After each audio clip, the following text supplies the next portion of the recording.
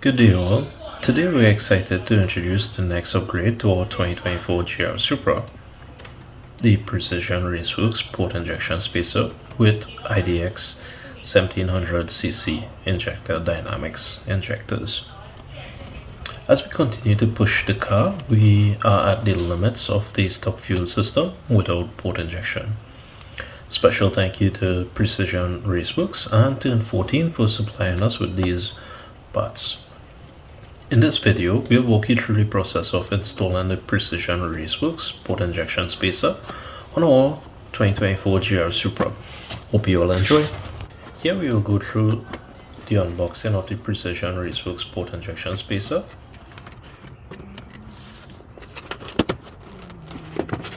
Next, we mounted the Injector Dynamics 1700cc injectors to the port injection spacer. And yes, this is overkill for a stock turbo car, but it's aligned to our goals that we have for the car in the future. Next, we connected the injectors to the reflex and fuel rail to the port injection spacer for testing.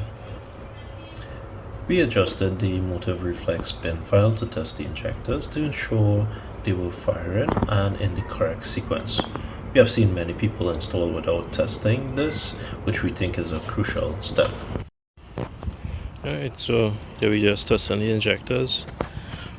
You could see here, basically you select the injector test times and you select 5, so you activate which one, so you could check the order of all 6 of them. Alright, so I just changed it to 5 across. I already checked the order, but this is just to demonstrate for you. Upload it, then you hit send, and that's basically it. You gotta come from the sample to get the video.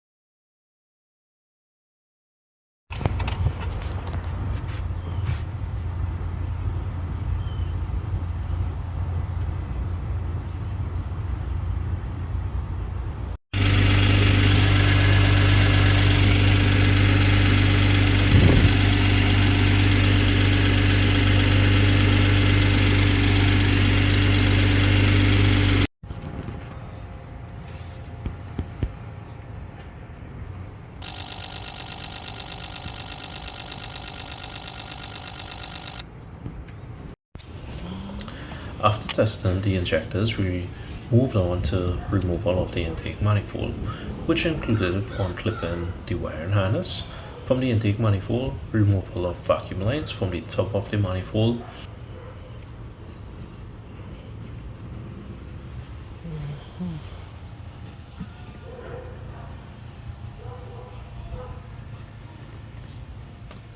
removal of the charge pipe, which was just 2 bolts on the top of the manifold, unclipping the wiring harness from the front of the intake manifold.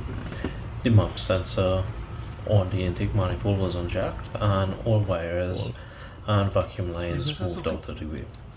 The ECU cover removed to provide additional clearance for the intake manifold. Next, we proceeded to remove the bolts that connected the intake manifold to the head and gently lift the intake manifold to ensure nothing else was connected and preventing us from lifting.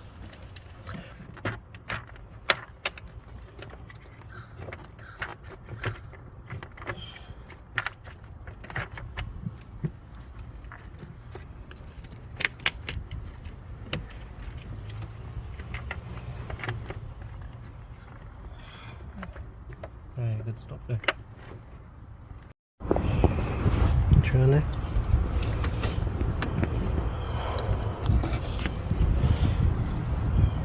We ended up disconnecting the throttle body to allow for more space in lifting the intake manifold.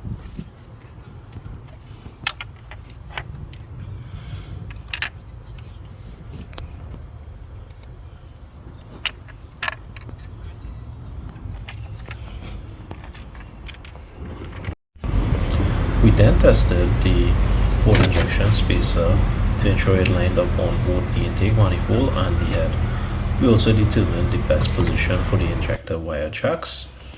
Next, we bolted down the port injection spacer, ensuring all gaskets were in place.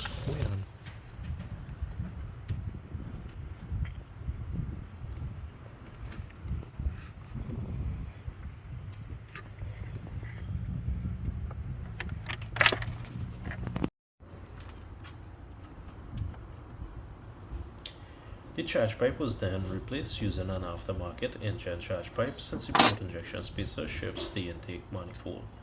An aftermarket charge pipe was required to facilitate the new position of the intake manifold.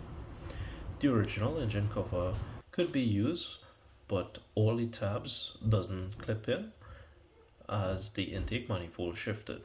Also, without the engine cover, the car would run cooler. Thank you all for watching and stay tuned for the next video.